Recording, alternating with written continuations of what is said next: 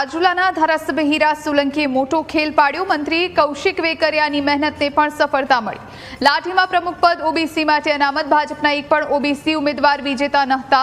કોંગ્રેસના સદસ્ય પ્રમુખ બને તેવી સ્થિતિ હતી। હીરા સોલંકીના જમાઈ ચેતન શિયાળનું મોટું ઓપરેશન। ભાજપે આપના સદસ્યને આપી દીધું પ્રમુખ પદ। કોળી સમાજના રમીલાબેન પૂર્ણતિયા નવા પ્રમુખ બન્યા। ભાજપના સમર્થનથી રમીલાબેન પ્રમુખ બની ગયા। હીરા સોલંકીની કુનેહથી કોંગ્રેસની આશાઓ તૂટી। જે મારા પર વિશ્વાસ રાખ્યો છે, તાલુકા પંચાયતના પ્રમુખ તરીકે મારી જવાબદારી આપી છે, તે બદલ હું ભારતીય જનતા પાર્ટી આભાર માનું છું અને મારી જવાબદારી છે નિષ્ઠાપૂર્વક નિભાવીશ। રાજ્યના અમારા મંત્રી કૌશિકભાઈ વેકરિયા, સાંસદ ભરતભાઈ સુતરિયા, અમારા ભારતીય જનતા પાર્ટીના પ્રમુખ અતુલભાઈ કાનાણી, સ્થાનિક ધારાસભ્ય અમારા જનકભાઈ અને પાર્ટીના અમારા વરિષ્ઠ શરદભાઈ દ્વારા આજે અમે લાઠી આવેલા હતા।